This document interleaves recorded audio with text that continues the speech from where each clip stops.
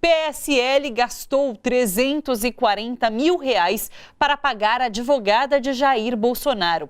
A informação foi dada pela colunista Mônica Bergamo, da Folha de São Paulo, e confirmada pela assessoria de Luciano Bivar, o presidente da sigla. A advogada Karina Cufa também confirmou os valores que saíram do caixa do partido. Hoje de manhã, na saída do Alvorada, Bolsonaro voltou a responder às perguntas da imprensa e defendeu transparência nas contas do PSL. Vamos ver. Não vou discutir nada, não vou perguntar. A minha resposta é transparência para tudo. O senhor defende a saída do Bivar? Não defendo nada, não quero saber de nada, eu só quero transparência, tá ok? A deputada federal Soraya Matos, do PSL do Espírito Santo, admitiu ontem na tribuna da Câmara a candidatura de laranjas no partido.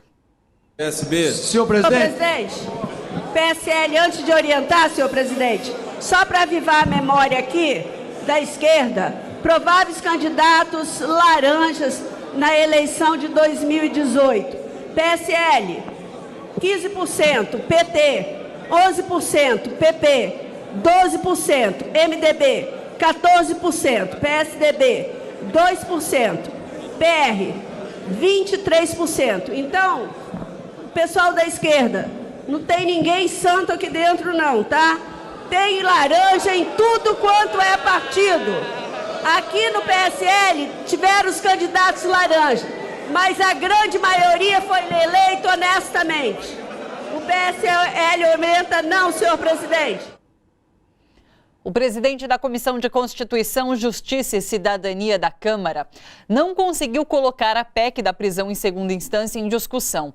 Numa sessão tumultuada com protestos da situação e oposição, Felipe Francischini, do PSL, deixou o decoro de lado com a deputada Maria do Rosário, do PT. Respeitem o deputado Ivan Valente, que vai utilizar a liderança do pessoal para falar. Por favor, deputado Ivan Valente, pelo pessoal. Estou de ordem após o deputado Ivan Valente. Pois não, deputado Alencar. O Alencar, sim, porque é machismo, além de tudo. Que machismo, deputado. Sério, deputada, você é chata demais, deputada. Por favor, por favor, por favor. Tudo é machismo. E começou a ordem do dia, então eu suspendo a reunião e retornamos após a ordem do dia do plenário. Nem pode, não sabe nem o que faz. Vossa Excelência não sabe o que faz nessa comissão. Retira a expressão Vossa Excelência não está à altura. Retira a expressão. Vossa Excelência... Não, senhor presidente. Não posso retirar agora? Não, sabe por quê? Por quê? Porque eu quero lhe responder. Eu tenho um minuto para lhe responder. Vossa Excelência aprendeu com quem a ser projeto de ditador? Vossa Excelência nos chama na sua sala e é cheio de mimimi. Pede desculpa. Se faz de coitadinho. Vossa Excelência tem sempre um sorriso de coitadinho, mas quando aparece aqui, desmerece o nosso trabalho. Senhor presidente, eu lamento a sua impostura. Eu não sei se eu vou levar o Conselho de Ética, mas eu vou pensar. Porque Vossa Excelência, semana passada, me disse, vai! Para onde, presidente? Hoje Vossa Excelência acha que pode me julgar, mas eu sou uma mulher digna que coloquei o seu presidente no banco dos réus. Vossa Excelência pensa que fala com quem? Vossa Excelência fale com os deputados e deputadas dessa casa com o respeito deputada, que o cargo pelo menos lhe dá. Eu suspendi com a reunião. O lugar que Vossa Excelência... Eu suspendi e retornamos depois da ordem do dia. Então vou seguir o regimento, está suspensa a sessão. O governador de São Paulo também soltou a língua ontem numa cerimônia em Taubaté.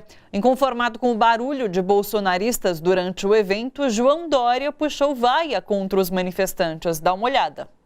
E eu tenho um enorme orgulho de estar aqui como governador de São Paulo.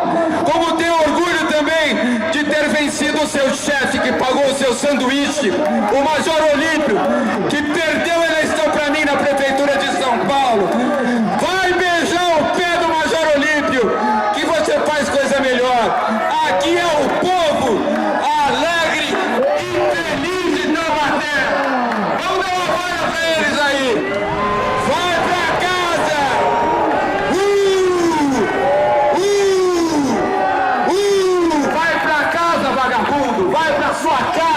Vai comer a sua mortadela com a sua mãe, seu sem vergonha. O índice de desigualdade bateu recorde no Brasil. Dados do IBGE divulgados hoje mostram que o rendimento dos mais ricos, que representam apenas 1% da população, cresceu 8,4%, enquanto o dos mais pobres caiu 3,2%. Esse índice permanecia estável nos 2 últimos anos e agora representa a maior diferença desde 2012. Quem comenta as notícias hoje com a gente é Laurindo Lalo Leal Filho, professor da Escola de Comunicação e Artes da USP. Oi, Lalo, tudo bom? Oi, Thalita, boa tarde. Tudo bem? Boa tarde. Eu fui dar essa notícia agora, que é uma péssima notícia, mas após aquelas vaias chamadas pelo Dória, eu queria mesmo dar risada, né? Porque, enfim, é lamentável aquela cena de Dória vaiando com aquele Mas, enfim, vamos falar sobre esse índice de desigualdade, que é bastante impactante. E eu fiquei chocada, porque, assim, olha, 1% mais rico ganha R$27 mil por mês, enquanto 5% mais pobres recebem R$158. É um abismo isso. Olha, Thalita, bom, eu queria falar também sobre o destempero dos políticos, mas vamos falar que tem a ver com essa situação de desgraça do equilíbrio econômico entre a população brasileira. Aliás, que é um fenômeno mundial, mas agravado aqui no Brasil. O Brasil é um dos líderes mundiais da concentração de renda. O Brasil está no topo daqueles países em que uma parcela minoritária, esse 1% ao qual você se referiu, detém, no caso aqui brasileiro, 1/3 da renda nacional, né? Sobrando essa miséria, para que você também se referiu, para a maioria absoluta da população. Em 2014, o Thomas Piketty, economista francês, publicou um best-seller que conta a história da desigualdade. É uma história calcada no próprio sistema capitalista, mas que em determinados países, no caso como o do Brasil, se agrava muito. E agrava por quê? Porque você tem cada vez mais, e nos anos mais recentes, depois do golpe, isso se acentuou, cada vez mais uma falta de indução do Estado, através de políticas públicas, para pelo menos diminuir um pouco essa concentração, para haver uma diversidade maior da oferta de serviços, a oferta de emprego, sair do mapa da fome. O Brasil voltou para o mapa da fome. São políticas públicas que, se implementadas em médio e longo prazo, tendem gradativamente a não equilibrar, porque é muito difícil em pouco tempo você equilibrar a renda das classes sociais, mas de qualquer forma minimizar muito o sofrimento dessa gente, que a grande parte da população brasileira que vive com R$150 por mês, enquanto uma minoria se equipara às riquezas das grandes fortunas, por exemplo, dos sheiks árabes do Oriente Médio. Nós temos uma desigualdade social no Brasil que se assemelha àquela que ocorre, por exemplo, na Arábia Saudita. É um crime que se faz com gerações da sociedade brasileira e só há um caminho: é a presença do Estado tentando corrigir esses desníveis econômicos que são brutais, e os números estão atestando isso, Thalita. O triste é que a gente não vê o governo atuando dessa forma. A gente vê, de fato, se acentuando essa situação de desigualdade. Agora, diga. Não, diga. Eu queria falar sobre a 5ª série no governo, então, agora. Porque é o Francisquini falando que a Maria do Rosário é chata. É a outra deputada tentando justificar um crime, porque, olha, no PSL realmente tem muito laranja, mas isso acontece em outros partidos, justificando um crime. É lamentável demais essa 5ª série no governo. No governo, no partido quis dizer isso. No executivo, no legislativo e no governo do estado, como mostrou o vídeo aqui deste governador de São Paulo, totalmente destemperado. Eu acho, Thalita, que este governo eleito depois do golpe, né, o governo do Bolsonaro, ele destapou o ódio que existia em certas camadas da população. Você vê hoje que há um clima de ódio no Brasil, dividindo as pessoas, e um ódio que é estimulado pelo próprio governo. Então, é importante dizer isso.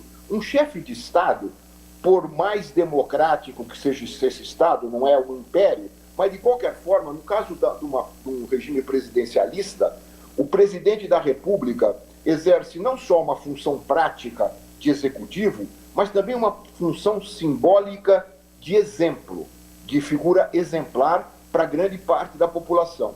Então, um presidente que age da forma como ele age, eu acho que é pior do que quinta série, porque quinta série ainda fica na base da brincadeira. A brincadeira é sem graça para a maioria, mas na base da brincadeira. O problema é que a ação desse presidente é uma ação deletéria do ponto de vista das relações humanas, né?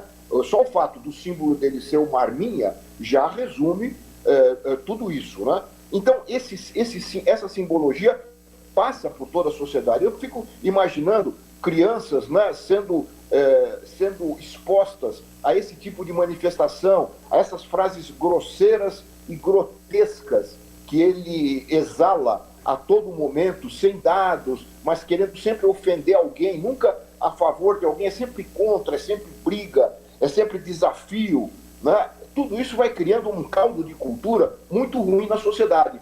E que agora, nesses últimos dias, e agora eu chego aos exemplos que vocês mostraram aí na abertura do programa, ele extravasou da sociedade civil, né, dos cidadãos que não estão em cargos públicos de poder, e atingiu esses cargos públicos. Essa manifestação do governador de São Paulo é simplesmente uma mimetização, é uma cópia daquilo que esse presidente fez ao longo da campanha e continua fazendo. A própria ofensa que o deputado Francisquini faz à deputada Maria do Rosário, ela é uma réplica perfeita das provocações e das agressões verbais que o próprio Bolsonaro, quando deputado, fez para a mesma deputada Maria do Carmo. Aliás, ela fala para o Francisquini, aonde você aprendeu isso, etc. Ela está se referindo exatamente ao mentor de tudo isso. Então, o que eu quero dizer é o seguinte, é que a partir da presidência da República, que não é ocupada por uma pessoa que entenda qual é a carga de responsabilidade e o caráter simbólico que tem a presidência da República, ocupada por essa pessoa, o que ele faz ali acaba extrapolando para toda a sociedade e vai criando esse clima que leva a situações muito, muito ruins, muito graves e totalmente incompatíveis com o jogo democrático, com a disputa de ideias, com a disputa de posições políticas. Entra tudo para o pessoal, para o verbal. Essa Dória, então, é terrível. Quer dizer, é bom frisar que ele não estava disputando espaço nem voz com a oposição de esquerda. Ele estava disputando briga entre eles, briga entre a extrema-direita, né? Ele estava se referindo a bolsonaristas que o estavam apupando ali em Taubaté. Sim. É uma situação que, se não for contida rapidamente, pode levar a momentos mais graves, né? A Sim. momentos de conflito que deixa de ser verbal e sei lá para onde vai, Thalita. Olha só, você que curte a TVT e quer contribuir com a gente para que a nossa programação chegue cada vez mais longe, se inscreva no nosso canal do YouTube /Rede TVT e torne-se membro. Ou então faça a sua contribuição em nosso Catarse. É só acessar catarse.me/TVT. A gente agradece.